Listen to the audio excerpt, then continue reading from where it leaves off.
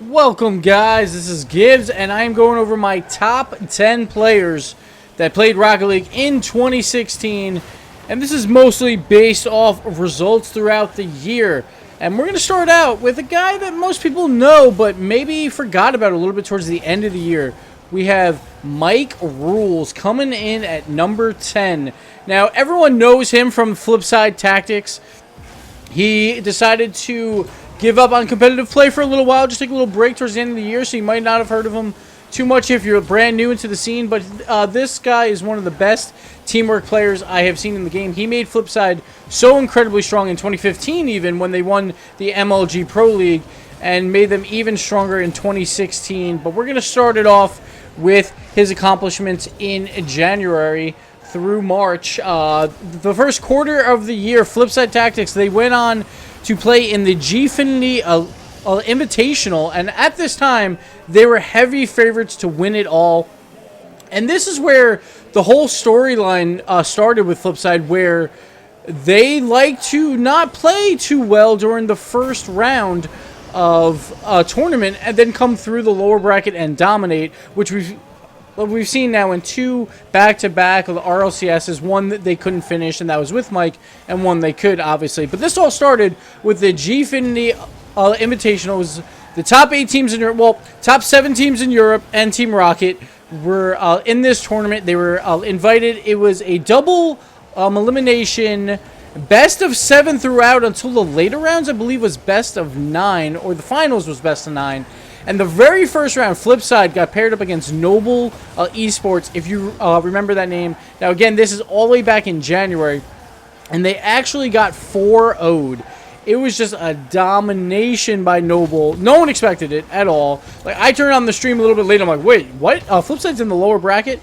But then Flipside, after that, they went on a tear. They only lost 4 more games after that. Wound up winning 21 games total throughout the lower bracket rounds and into the grand finals. 9-0 in the last 2 rounds. They really got warm and just started dominating that entire tournament. And throughout it, they defeated SK Gaming, Crown & Jewels, Spectral, MyXMG, and Supersonic Avengers to win it. And they beat Supersonic Avengers 5-0 in the finals. Just absolute domination by them. And Mike, of course, was a huge part of it. No one could really say, like, with Flipside Tactics back in the days with M1k3Rules, all 3 were very equal. Like, I felt like Cooksier at times would kind of struggle. Like, he had a little bit of a time before the first RLCS where he started to question his play a little bit. But for the most part, they all played pretty equal. And I thought M1k3Rules was one of the best teamwork players that could make his teammates even better. And throughout his career with Flipside Tactics, he always made Marky and Cooksier look amazing. Of course, they're amazing on their own. We'll probably see them later in this top 10. But M1k3Rules really did well there. Then we go on to the RLC Pro League, which finalized in March. They actually, I guess, disappointing second place. They were favored to win this as well, I would say. They came in second place. They were 31-22 record throughout the entire thing. So at this point, teams are starting to catch up to Flipside. 19-11 during the regular season. They defeated teams like Spectral, Noble, Crown & Jewels, MyXMG, and SK Gaming in the regular season. In the playoffs, they beat Untethered and Kings of Urban, both in 7 games. It was a crazy Pro League, guys. That was one of the best playoff brackets we've ever seen. It was, I believe, the last 5 matches, and there was only 7 total, went the distance. And Flipside was a part of 3 of them. They lost to Crown & Jewels 5-4 in the finals on an incredible overtime goal by Siki with the help of Hashi. And Flipside, they started their streak of coming in second in big events. But the thing was, they were at least consistently coming in second versus other teams that might win a tournament here or there, but then fall off completely. Flipside was always known as the best team in Europe throughout the year, and they just couldn't pull it out for the finals of these tournaments here or there until later on in the year, but they were still so dominant. We'll move on with Mike here. Moving on into the April to June category, Q2 of 2016. This is where Rocket Royale came back into force. There were some in 2015 that were all international play. In 2016, we had 9 international tournaments for Rocket Royale. And Flipside and Mike participated in 6 of 9. They only came in first once. Like, this is during their down period where Weedham Girls or Northern Gaming actually started performing incredibly well. And Flipside really struggled here. They only came in first once, never came in second, and only third place twice. So out of the 6 tournaments they participated in, only making podium half of the time is actually a disappointing result for Flipside Tactics. It was not looking good for them at all. And then mostly because Weedham Girls just started dominating. But of course, it was a lot harder to make an international final because only the top 2 teams from Europe could make that international final. So it was a little bit harder to make podium here. But Flipside still, plus with Mike Rules, would make 50% of them. But only winning 1 was a little bit disappointing. And then we move on to the RLCS. Coming in with qualifier 1, they came in first place, 32-13, 24-11 during the regular season. They had the second seed actually coming in again with Weedham Girls showing up big for Europe. This was one of the few times that Flipside was not the strongest team in Europe, and they really had to battle it out against Weedham Girls. And even games like this was from the RLCS LAN final, and we're actually going to go into the second replay I have of Mike here, and this one against IBB Cosmic, but they performed really well at the first RLCS. But anyway, let's go right back into it. They defeated Mockit 4-0 in the semifinals. Pashy was really looking for teammates after that to just like, who can I use to beat Flipside Tactics? That was his main goal, because Flipside was that team that everyone knew that they had to go through to win a huge tournament, because you know Flipside is going to perform well at these. And once again, qualifier 1, they got the first place. They defeated Weedham Girls 4-2, so they beat them when it mattered. Excuse me, I'm sorry. They beat them when they mattered, 4-2 in the finals in qualifier number 1. And there was still more to play in the RLCS, and we see it here, July through September. We'll just go over the RLCS first. They got 4th in qualifier 2, so this was the controversy of Mike actually missing the 3rd place game. There were some stories from himself on Twitter that said he missed it because of the Euro final, I believe. But then there was other stories that he just barely missed the deadline and he didn't realize how fast the other series was going to go. Either way, they came in 4th, but they got the EU 2nd seed for the RLCS LAN. And honestly, that was a bad seed for them because they ran into this team, iBuyPower Cosmic. They actually lost to them in the first round, 3-2 in an incredible series,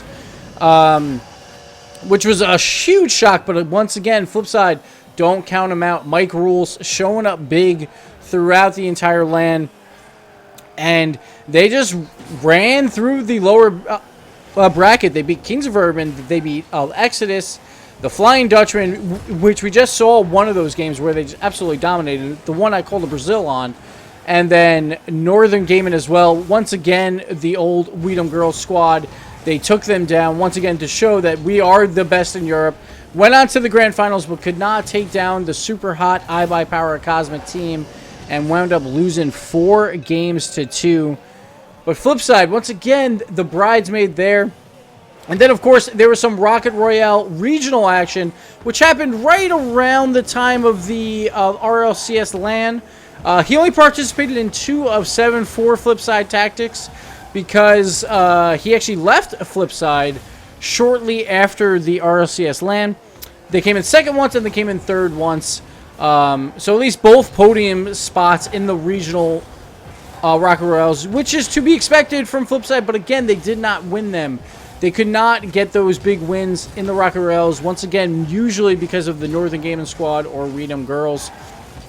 And that was Flipside's main competition, as well as Mike Rules' main competition throughout the start of the year, but they always beat them at the biggest moments in the RLCS is when it really mattered, and they would take them out there. They got the 2nd place at the LAN, And that was a huge part to Mike Rules' leadership, as well as his just intensity. Like, you could see it when at the first land.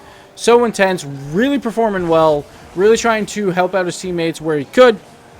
But they fell just a little bit too short and got the second place. And then Mike Rules decided to step down from competitive play to figure out some stuff with himself. Had some like personal health issues that he wanted to figure out.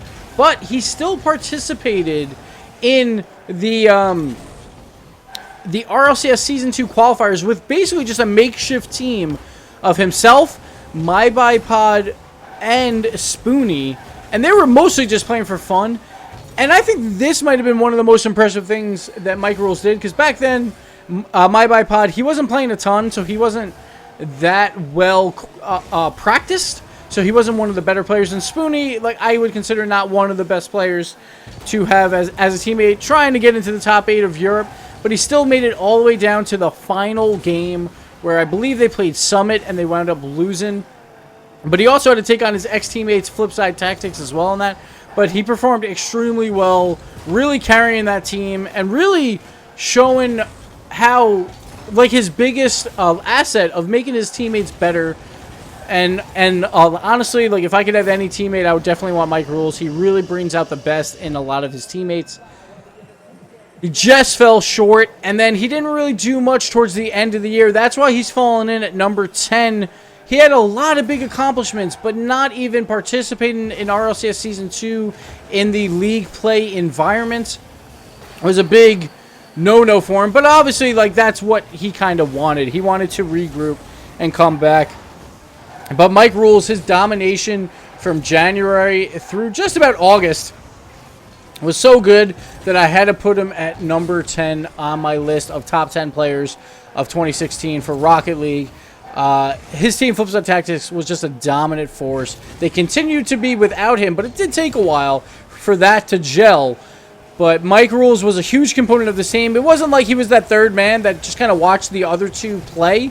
He was like a big component of this Flipside Tactics squad, and he really showed it throughout the year. So hats off to Mike Rules, number 10 on my top 10 Rocket League players for 2016.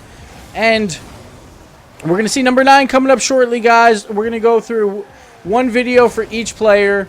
And yeah, we're starting off with a Flipside player. You should expect to see probably a few more Flipside players as well throughout this. But if you want to guess who number 9 is, feel free in the comments below. And yeah, we'll see who's number 9. But again, Mike Rules, number 10, even without playing in RLCS Season 2, coming up big. And I thought this replay would have ended by now. I forgot this was an overtime game. But again, both these replays were from the first RLCS LAN. So one of the hardest stages to play in. And he gets the overtime goal to win that game. Ugly overtime goal, but hey, sometimes it just matters if you throw it on net. Mike Rules, number 10. We'll see you next time, guys. Thanks for watching.